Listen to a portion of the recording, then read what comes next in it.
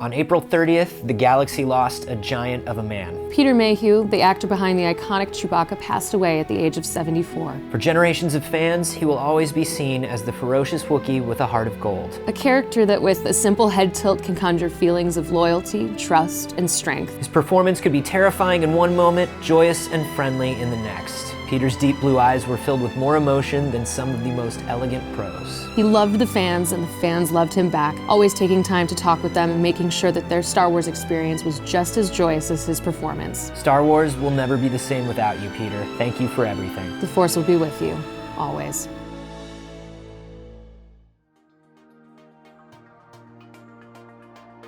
Hello and welcome to the Star Wars Show, the only Star Wars show on the internet that is actually on a top secret mission somewhere within the United States right now and has pre-recorded this episode so you will have your weekly fill of Star Wars goofs and guffaws. So if things get a little weird during the on-camera segments, just sit back and know that you're in on a movie magic secret.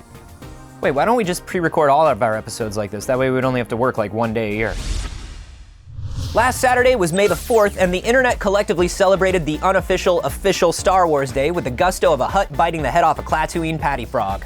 The California State Legislature celebrated the Star Wars Galaxy and the opening of Star Wars Galaxy's Edge with a formal resolution on the State Assembly and Senate floors highlighting Disneyland Resort for its economic impact and job creation. Mark Hamill made a special message to promote FIRST, the new Force for Change initiative, and registration opened for teams to compete in Star Wars-themed FIRST challenges. Star Wars Galaxy's Edge released the John Williams Symphonic Suite for the land, and LEGO announced LEGO Star Wars Boost Commander Set, a new line of LEGO Star Wars toys that build, code, and play with 3 different droids: R2-D2, a Gonk droid, and a mouse droid like our beautiful baby boy Cheese. The droids have over 40 different interactive missions and utilize STEAM learning skills to code. The Droid 3-pack goes on sale on September 1st. And while we're on the subject of Star Wars things, Lucasfilm announced the complete list of titles coming for the Journey to the Rise of Skywalker publishing line. Titles like Resistance Reborn by Rebecca Roanhorse, which follows Poe, General Leia, Rey, and Finn as they struggle to rebuild the Resistance after the end of The Last Jedi. Force Collector by Kevin Shinnick is set just before the events of The Force Awakens about a restless teenager as he sets out to discover what connections his mysterious Force powers have to the fabled Jedi and what his future holds. There's also new titles from Marvel, IDW, books for young adults and children, plus more behind-the-scenes art books and visual dictionaries that you've come to expect from the release of a new Star Wars film. For that and more breaking news from around the galaxy, check out starwars.com/SWS.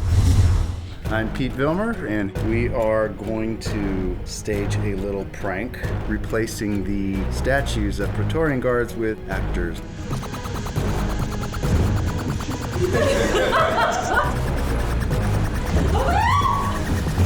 Oh my god! No.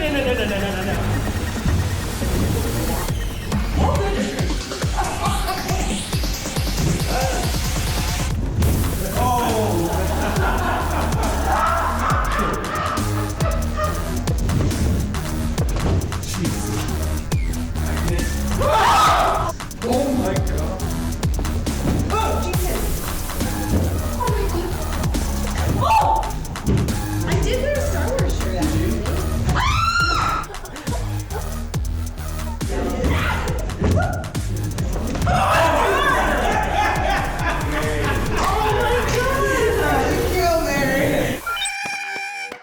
Zoraida Córdova's here, and she was just about to tell me all the secrets she knows about Galaxy's Edge. Every single secret. Tell me all Spilling the all the things. tea. Your new novel, A Crash of Fate's coming out in August, and it ties in directly to Galaxy's Edge. Yeah, so the book is a love story set on Batuu. It's about 2 best friends who were separated when they were 6 years old, and then all of a sudden they're brought back together, literally crashing into each other, and that is their meet cute. And they spend an entire day basically falling back into love. So this book actually does tie in directly to the story of Black Spire Outpost and Galaxy's Edge that fans and readers can interact with when they go to the parks. What kind of collaboration process was there? I got a lot of material to look at and a lot of behind the scenes images, and going through all of that, I started trying to place where my 2 characters belong in this world. What is their role in this planet? Where do Izzy and Jules fit in all of this? And creating their own story. Tell me a little bit about, some of the inspirations you drew or the challenges that you encountered. I sort of went back to my favorite elements of Star Wars, which is love stories. I love those personal romantic moments. Pulling that very specific inspiration is interesting because you want to create something new, a new love story, but you also want to put it in a place that also feels like Star Wars. Yeah. Personally, like, I love the relationship between Kanan and Hera. Yeah. The couple that I always like wished had happened was Obi-Wan and Satine. That one like destroyed me. Yeah. I wanted to create one where we want to pine and we want to go through this journey, but I want like a happy Star Wars romance. Can you talk a little bit about being a fan and now creating Star Wars and how your perspective has changed? I think that I appreciate things from a different lens. Liking it when you're a little kid, you like the action, and then as you get older, you start seeing the relationships and how those relationships work and how they change, and how we can take that idea of how one person can make a difference or a small group of people can make a difference and how that is elevated in the real world. So now as an adult, I get to just live in these worlds and help create them. What kind of real world details did you work into Crash of Fate? Some of the real world things is the moments where my characters get really hungry. It's like, let's go on a date. Where can we go on a date on Batuu?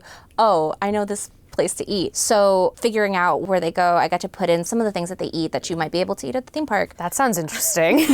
One of my favorite characters to write about was Doc Ondar, who is in charge of the black market of this outpost. He has all the cool things in his shop. Why do you even need to go to the rest of the galaxy when he has pieces of the galaxy everywhere in his store? He'll take care of you. Exactly. He'll take care of you. You take care of me, I take care of you. That's cool. So when you were writing for them, were you given any sort of breakdown of like their personalities, or were you kind of given free rein to? Kind of, yeah. There are people at Imagineering who know these characters inside out. And so if I wrote a line of dialogue and they'd be like, this sounds too nice for this character, or this doesn't sound like this character at all. And so you got to have a collaborative back and forth about what they sound like, so that when you go to the theme park, the experience sort of still feels the same. I'm super excited to read it, and it'll be super interesting for a lot of fans to read it maybe after they've been to the park or before the park. Right. And really it'll be a nice Easter egg hunt of like the places when you take the book with you. Exactly. It'll give a really nice, rich context to it, so it's super exciting. Thank you so much for coming by. Thanks so much for having me.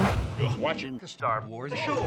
Last week, we wanted to know how you celebrated May the 4th, and we had so many submissions, we couldn't feature them all. Luckily, we're here to feature some of our favorites. Favorites like Daniel Gustagon's Day of Lightsaber Pancakes, Blue Milk, Gorg Cupcakes, Wookiee Cookies, and lots of Star Wars mugs. Robert Wagner Jr. had a 10-hour party that included a game of Loop and Chewie and a first-timer watching A New Hope, saying it was a good movie. Daniel gave us an interpretive dance, Liam Toms made a crate cake, and our friends over at the Younglings podcast nabbed the free Star Wars comics on Free Comic Book Day. Thanks to everybody for submitting and for watching this week's episode. And as always, remember to like the video, subscribe to the channel, follow us on Twitter, Facebook, and Instagram. Thanks for watching, and may the Force be with you.